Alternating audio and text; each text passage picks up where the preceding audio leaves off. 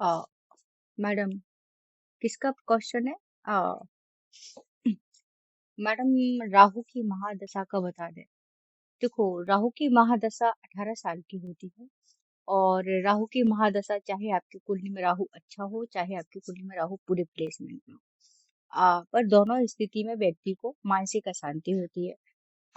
साथियों से धोखा मिलता है, चिड़चिड़ापन बढ़ता है, भ्रम बढ़ता है और अज्ञात भय होता है, वो सताता है। अगर बच्चों की कुंडलियों में राहु की महादशा आ जाती है तो उनकी शिक्षा बाधित होती है। अगर आपकी इस मैरिज वाली एज में अगर राहु की महादशा आ जाती है, देन आपको मैरिज में प्रॉब्लम जाती है। जब आप मैरिज करते हैं तो मैरिज में आपको धोखा मिलता है। जहाँ मैरिज होती है वहां आपसे झूठ बोल के मैरिज होती है ना। अब चाहे और राहु की महादशा में जनरली कई बार लोगों के ऊपर ऊपरी करा कराया भी होता है। कुंडली चाहे आपकी कुंडली में कारक हो चाहे अकारक हो, दोनों स्थिति में कुछ सिम्टम्स तो मिलेंगे ही मिलेंगे। इसके अलावा मान लीजिए कुंडली में किसी का बहुत अच्छी प्लेसमेंट पर राहु है, तब देन उसको कोर्ट कचहरी में सफलता मिलती है, राजनीति में सफलता मिलती है।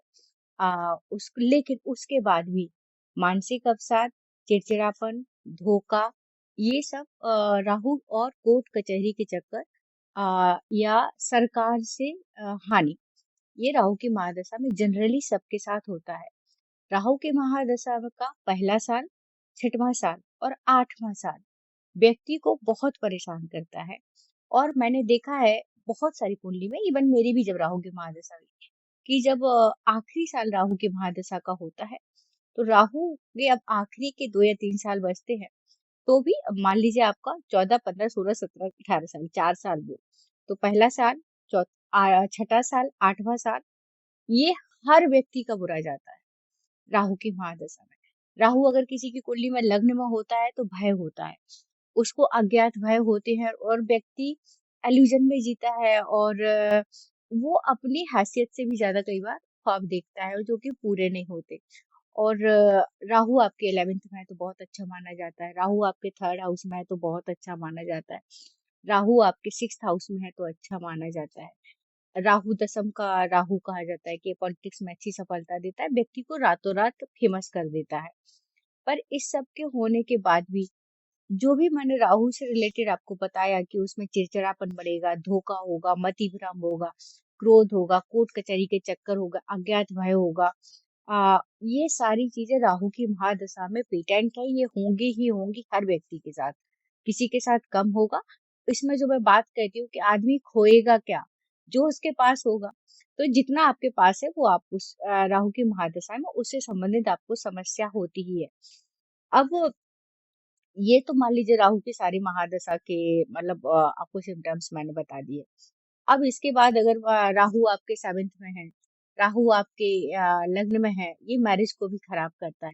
राहु आपके 5th हाउस में है तो ये आपके संतान उत्पत्ति में दिक्कत करता है। राहु 9th हाउस में होता है तो ऐसे व्यक्ति को लगता है कि उसको कभी भी उसको उसके भाग्य का साथ नहीं मिलता। 12th हाउस का राहु व्यक्ति के लिए कहते हैं कि कोर्ट कचहरी या जेल यात्रा कराता है। 8th का राहु आपको कई बार आपको तंत्र और विद्या में रुचि देता है। और शाहरुख खान जैसे लोग ने कहा था कि 8th हाउस में जिसका राहु होता है उसकी मदर उसकी सक्सेस नहीं देख पाती है। ये सारे राहु की महादशा, राहु की प्लेसमेंट, राहु की अंतर्दशा, राहु की पित्तंदशा, ये सारे सिम्टम्स आप कम और ज्यादा अपने राहु की महादशा अंतर्दशा में देखेंगे। या लग्न का राहु होगा तब भी आप ये देखेंगे, या राहु का लग्न से संबंध बन रहा होगा या चंद्रमा से संबंध बन रहा होगा, तब भी आप ये सारे सिम्टम्स अपनी लाइफ में देखेंगे। अब ये तो सारी प्रॉब्लम हो गया। अब राहु की महादशा का हम उपाय क्या करेंगे? तो राहु दशा के कुछ सॉलिड उपाय हैं। राहु को शांत करना है तो आप गणेश जी की आराधना स्टार्ट करिए। बुधवार के दिन कम से कम 21 दूबा गणेश जी को चढ़ाइए। इस क्योंकि राहु आपकी मति पे काम करता है ना, आपका दिमाग खराब करता है। दूसरा क्या, धोखा देता है। दूसरा, सरस्वती जी की आराधना आप कर सकते हैं। अपने घर के नॉर्थ ईस्ट की डायरेक्शन में अगर हम चांदी के पात्र में गंगा जल भर के रखते हैं, उससे हमारा राहु बहुत शांत होता है। शनिवार को सूर्योदय से 1-1.5 घंटे तक अगर आपको राहु की महादशा चल रही है और आप बहुत परेशान है तो आप निर्जल व्रत करिए, आप कुछ पीजिए नहीं। सफेद धतूरा शिव जी को चढ़ाने से भी राहु शांत होता है। और चंदन की माला शिव जी को अर्पित करके सोमवार के दिन और फिर खुद धारण करने से होता है। अगर बच्चों की कुंडली में राहु की दशा अंतर्दशा आई है, ऐसी स्थिति में आप उनको लाजवर्त धारण करा सकते हैं।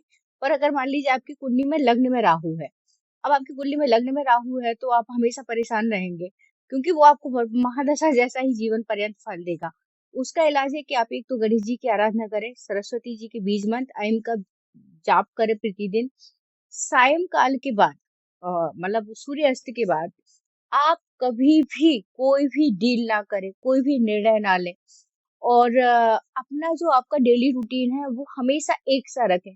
इवन आपका भोजन करने से लेके जब आपकी दिनचर्या एक सी होती है, तो भी उससे राहु बहुत सही हो जाता है, क्योंकि राहु सबसे ज्यादा इम्पैक्ट क्या करता है आपकी लाइफ में, कि आपको आपके रूटीन को खराब कर देता है ना। और इसके अलावा अगर देवी मंदिर में, किसी भी देवी मंदिर में नीला पुष्प अगर अर्पित किया जाए, उससे भी राहु बहुत शांत होता है। तो ये मैंने आपको राहु के बारे में सारा बताया। कौन था? नाम ही भूल गई मैं। रितु, अनीता थी शायद।